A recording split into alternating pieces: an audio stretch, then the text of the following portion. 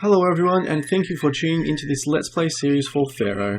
I'm particularly excited for this one as I have very fond memories of sinking many hours into this game during my childhood.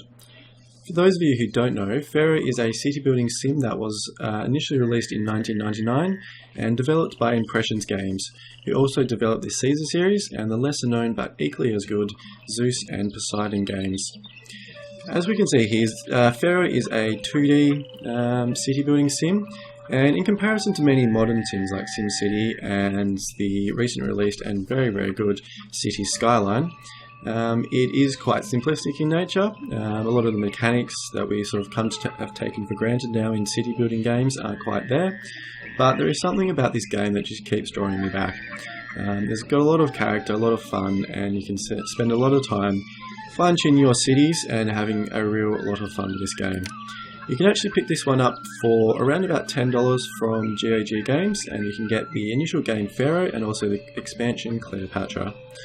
There's actually, I had a look a couple of days ago and had a look and saw that there is a Impressions Games bundle on there at the moment, so you can actually get Caesar 3, you can get Pharaoh and Cleopatra expansion, and also the Zeus and its expansion Poseidon as well, for around about $20, so that is something really good to have a look into and worth picking up if you've sort of never played these games or if you're sort of getting back into it after many years away. And GOG, obviously, like with all their other games, it's Windows 7 Plus compatible, and I'm also playing here, it's worth noting, with a widescreen mod.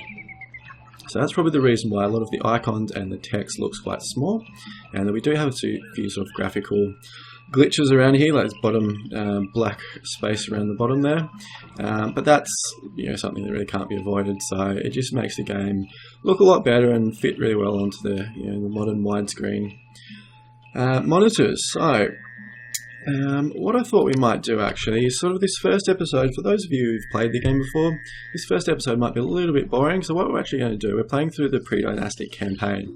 So there's an initial tutorial campaign which I've I completed earlier just to refamiliarise myself with the game and make sure that I wasn't too rusty.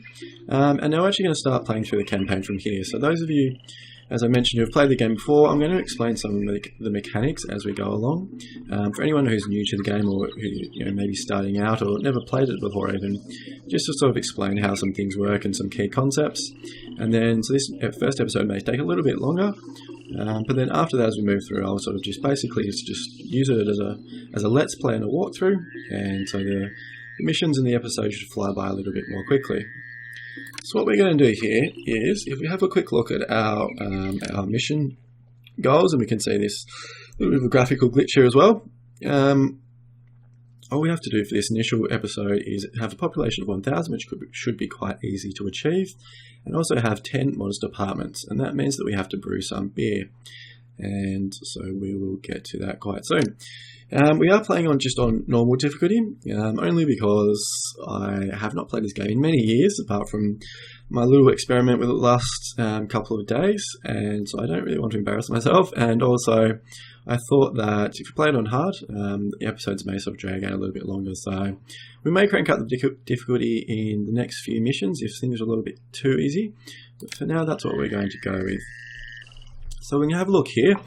We have our floodplains over here, so this is where we're going to be growing our food and our barley. Problem is that we're probably going to have to use this area mainly for grain, so we're going to have to go over, use a water crossing, and then come over here and brew some, or grow some barley, and then subsequently brew some beer. So what we're going to do initially, I have the game paused, so that would be why. I'm going to get rid of all these roads through here. So for those of you who have played the game before, I'm just actually going to start with this sort of a pretty simple, or quite a simple housing block. And for those of you sort of starting out, that may be a little bit too big, should be okay though. Housing blocks are quite good when you're starting out. They're really a quite efficient way to have your build up your houses and your people, and sort of keep everything quite centralized, and to make sure everything, you don't get too much sprawl. So the idea behind housing blocks is to sort of have everything quite contained. And the big concept with this game, if you've never played it before, is that in comparison with modern city builders, there are actually no zoning. So each each building, or so these are all housing, each building is actually placed down individually. And the way that services are provided, so water and fire and things like that, the way they are provided is that they're actually sort of walkers. So no, it's not from the HBO series. We actually have, once you put down a service, it will send out a walker to basically service all the buildings around them. And the big concept with this game is to basically minimize, you have no control over the walkers and where they go. And the big concept in this game, or big strategy behind this game, is actually minimizing the amount of intersections they have to come up against. So the idea behind these housing blocks is that you only sort of you minimize the intersections as much as possible, so they're probably only going to have 3 or 4, hopefully, if everything works out, and that'll just make it easy for the walkers to basically service all these houses quite easily and quite simply, without sort of getting lost and wandering around too much. So what we're going to start with is we're going to sort of just build out, once we unpause it, build out some sort of intersections or things over here where we can start putting some of these services. And we're going to put down a water supply, and it has to be on this green, it has to be on grass, so we put it on the desert, we can't do it, so you have to put some out here. And a big part of all Pharaoh games, Pharaoh missions, are roadblocks, so we'll get to those a bit soon. So these are all our little immigrants coming in, and they'll just come in and settle, and then our little buildings will send out people to get workers, and then once that happens they'll send out little walkers. And I always think of The Walking Dead every time I say that, but we shall press on. So what we're going to do initially is set up some farming. So we're going to go with grain initially, and that's going to be our primary food source to start with. Can we get, yes we can, so that's going to work out quite well. So we're actually going to come out here, come around this way, bring our roads down, and then continue putting down some grain farms. So another thing with farming is try and make it as space efficient as possible. And I should point out, just before we sort of get too much into it, I am by no means an expert at this game. So anyone who is played this game a lot, and I know there are far more experienced people out there than me, I encourage you to let me know how I can do things a bit better. And I'm always eager to learn. So we should be able to fit down a few more, so that should be quite good for now. So what we have to do now is put down some work camps. So we're going to put down two work camps here, join them up, and get rid of that little intersection there. And I was too slow to put down a roadblock, so actually what we're going to do is, hopefully this guy comes out, but no he's not. So actually going to put down a roadblock there. So that basically means that our walkers come up against here won't be able to sort of come through into the floodplains, which is not where we want them to be. We want them to be wandering around here. So that should work out quite well. So actually might just leave this until he comes through, and then put it back down again. So it is worth noting that anyone who actually has a specific destination to go through past a roadblock will actually walk through it. And anyone like this walker here, like the water carrier, who's sort of just wandering around providing services, actually they're the ones who are prevented. So you saw a farmer there, just walk straight through it. So that's a really good thing to control, some sort of form of control about your walkers, and where they go and what they do and all that kind of stuff. So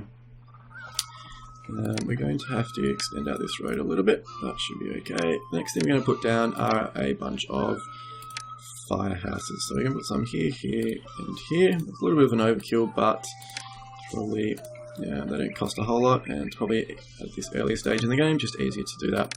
Probably need to put down perhaps one, I suspect, one police station. So you shouldn't need too much, but if you do find we're getting a little bit of crime, we will look at changing that soon. So what we've got going on now is, you can see here, the floodplains. So the floods, or the floodplains here, as the name suggests, floods every year, or once a year, and then sort of renews it and makes all the fields nice and fertile. So what we're going to do now is actually going to build some granaries, and I think we're actually going to end up having some clay over here, and then we're going to have a ferry sort of over here. So I think we might actually expand out this way, even though it's probably not the ideal scenario. So we don't really want to connect up here yet, although I think we may do that later on. Once we get down some entertainment areas, we may do that. So actually, I lied, we're going to do that now. So what we're going to do is put down some bandstands. And there we go, and there and there. So bandstands for new players are a form of entertainment, and so basically what happens in this game is we're looking to evolve our houses as much as possible. So we have to get up, as we saw here, 10 modest apartments. So at the moment we're quite a way away from that. We just have sturdy huts. And if you're ever unsure about how to actually evolve your houses, usually they require either services or a new type of good. And we just sort of right click on them, bring up this screen. It says this house cannot evolve as it needs a supply of food from a local bazaar. So that's our first order of business, and then we're going to need some religion and some entertainment and some pottery, and then some healthcare, and finally some beer. So what we're going to do now, set up 2 bazaars to provide our food, and we may actually extend this road out a little bit further. And that should be all good for now. So you see our fields are back, and our little work camps down here will send out workers to go and farm these fields. Once that is finished, they will come and provide our grain over here. For those of you who sort of played the game before, we're actually playing on speed 80. This may sound a little bit counterintuitive, so actually put up to 100. The game is way too quick, so actually drop it down to 80. So that's good. So we've got a population of 500, which is quite good and quite ticking along quite nicely. So when you need 1,000 population, so the population itself isn't going to be a problem at all. This is probably a little bit of an overkill in terms of the size of the housing block, especially once it upgrades. And so each time a house upgrades, it has more people will come in and live. So currently this house has 28 occupants, and each time it upgrades, more people will come in here and live. So your population will expand quite quickly, especially once you start increasing your housing levels or evolving your houses. So next thing we're going to do is religion. And just going to sort of give a quick overview. So here we have 3 different gods. So there's actually sort of, well, I mean, it's 5 all up, and we only have to sort of appease 3 in this episode. Ra is our patron god, so he's the main god. He's the one that we're going to have to pay the most attention to. And we have 2 local deities, which are basically secondary gods just for this mission. And it changes each mission, so be sure to sort of check that. We have Osiris, who is a local deity, and then Bast, who is also a local deity.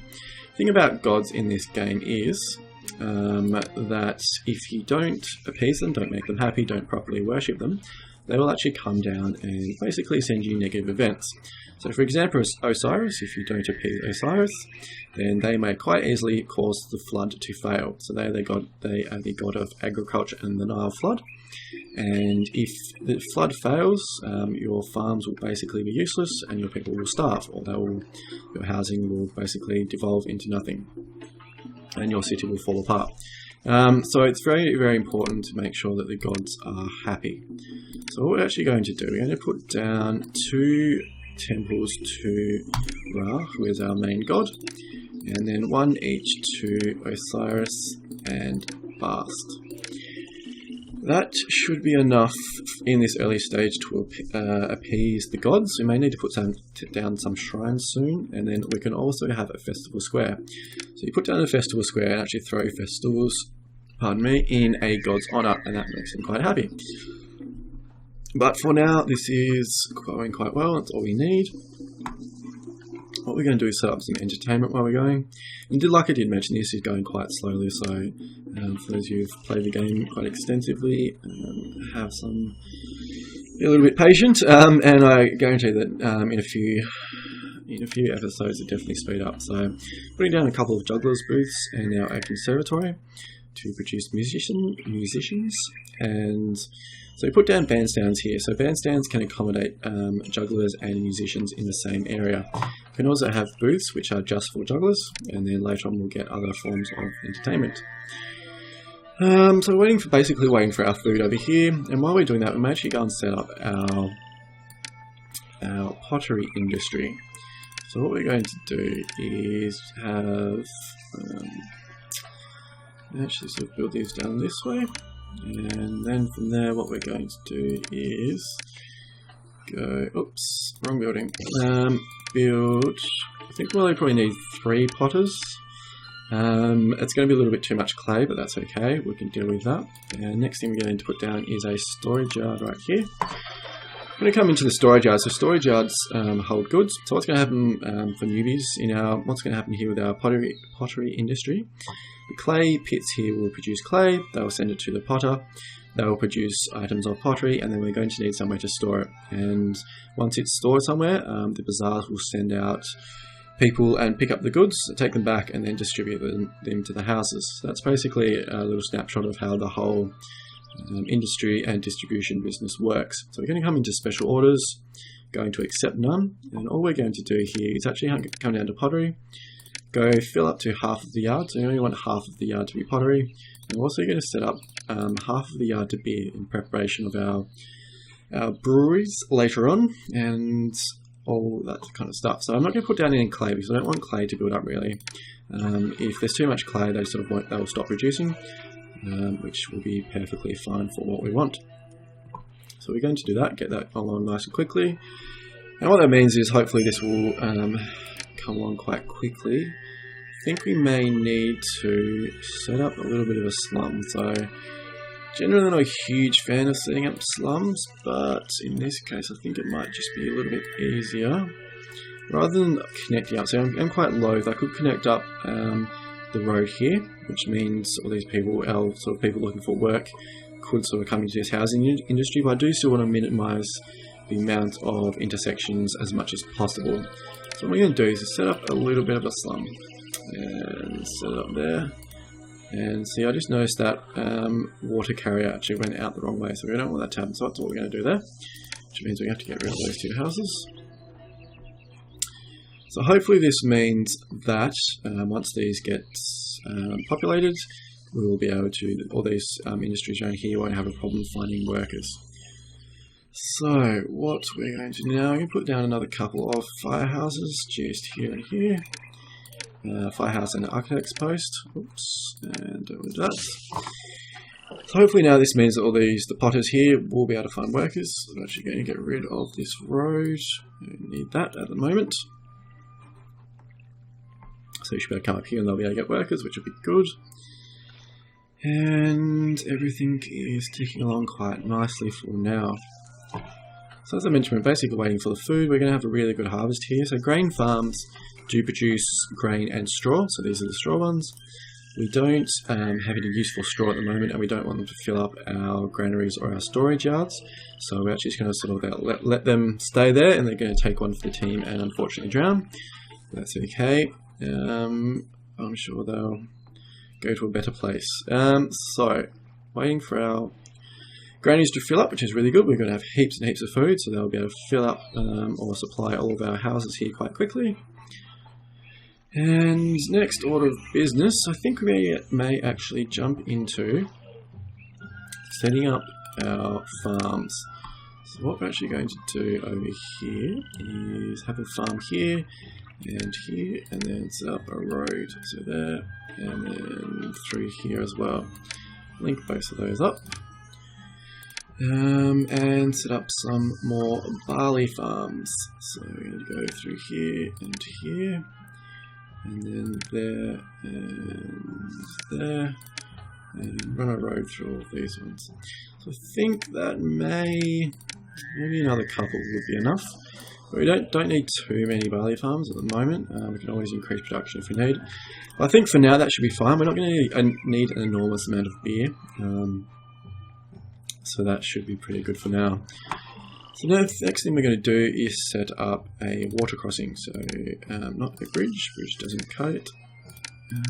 Water crossing, ferry landing. So we set up a ferry landing station here and here, and basically once they have employees, we'll be able to transport goods between them. And so in order to get some employees, what we're going to have to do is actually set up a road into this one, and then we're going to have to set up another little slum over here. So slums generally aren't ideal. We don't want to set up sort of just really poor, don't need that many.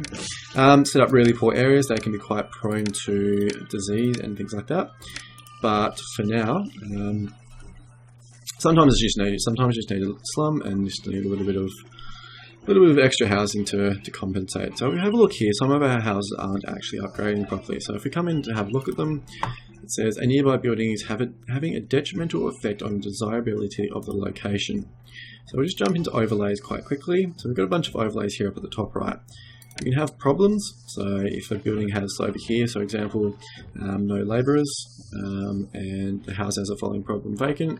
So you can sort of look at problems in your city, and then also sort of a whole bunch of other different ones. So if you're looking to risk, we can see the risk of fire. So the higher these columns are, the more likely a building is to catch fire. And that's why we have our little fire wardens or carriers walking around. And every time they pass a building, they reduce the risk of fire. And that's the same with all our other walkers, like policemen and architects and things like that, and healthcare providers and all that kind of stuff. So that's quite good to have a look at there. And another big one to look at is desirability. So basically, like anybody else, houses want to live in the most desirable location possible. And if houses aren't very desirable at all, houses actually won't evolve. So what we have to do, another good aspect about a housing block is it's quite easily to increase the desirability quite quickly by adding in gardens like this. And you should be able to see, yep, so all of our houses upgraded quite quickly there because the area suddenly became a lot more desirable. If we jump into here and have a look at desirability, the lighter the colour, the more desirable it is. The darker red the colour, the less desirable it is. So we want these to be as light or as orange and as yellow as possible. So that's all quite good for now. So we need a house cannot evolve as effectively has no health provision. It does not have access to a physician or mortuary. So we're going to come up to health and sanitation up here. I'm going to put down a couple of physicians and a couple of apothecaries. Don't have access to mortuaries at this stage of the game, but that should be fine. Make sure everyone's nice and healthy. Hopefully we won't get any disease in these little slums over here, but if we do, then we do.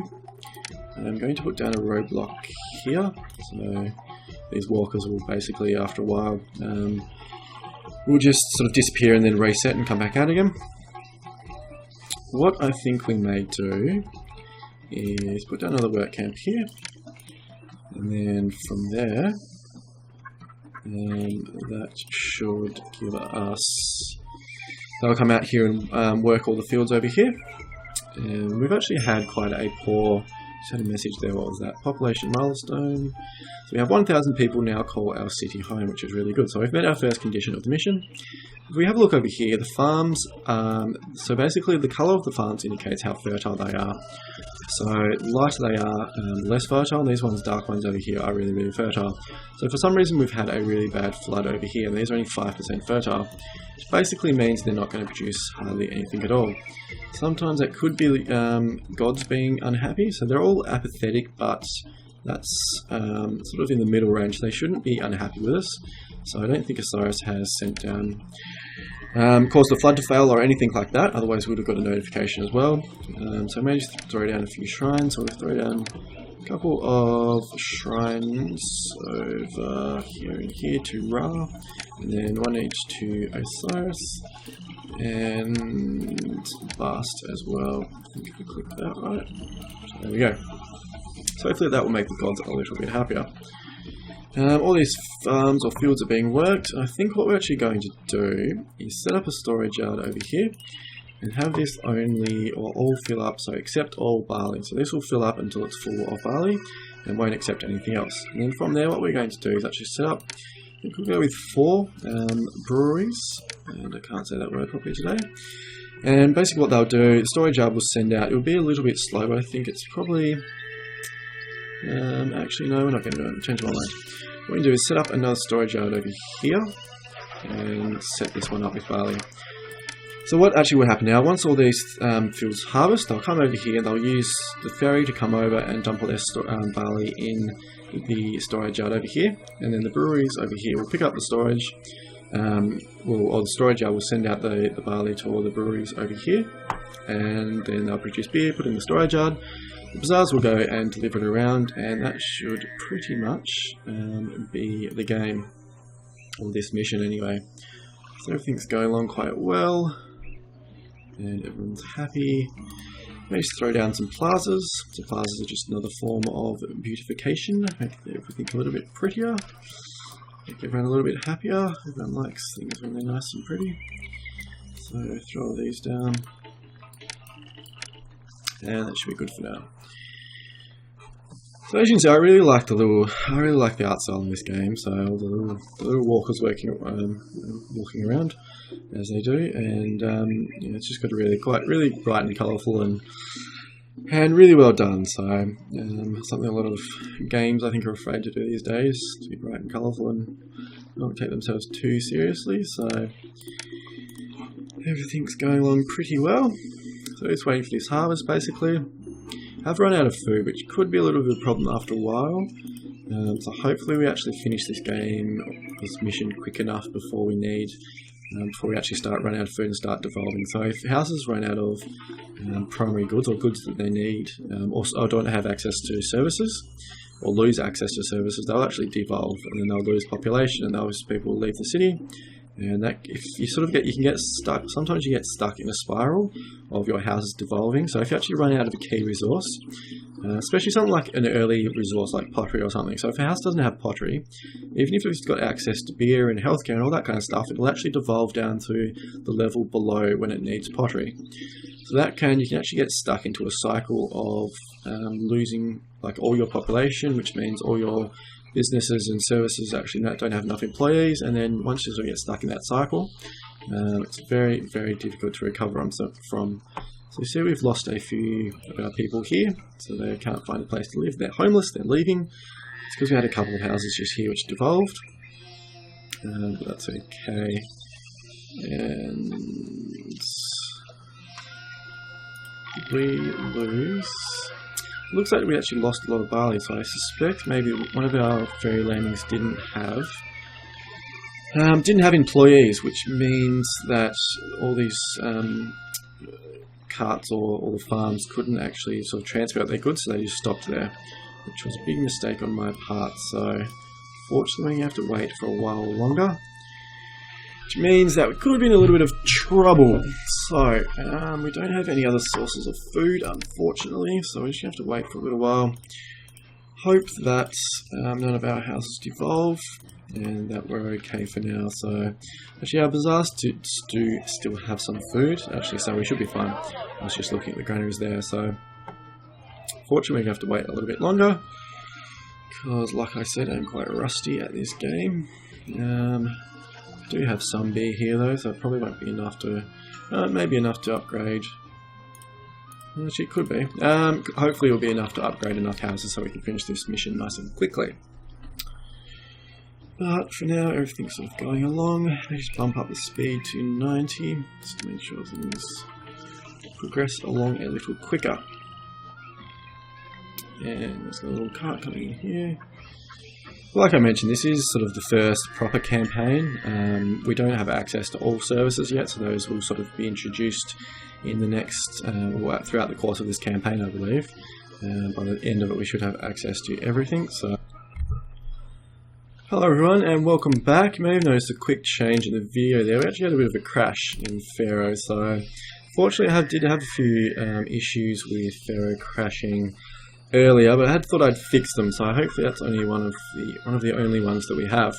Did have a quick thing come up here, so we actually now use tax collectors with our village palace, so we can actually collect some taxes there. And we can see that we've actually some of our houses here in Modest Apartment, which is exactly what we need to finish or to upgrade to finish the mission.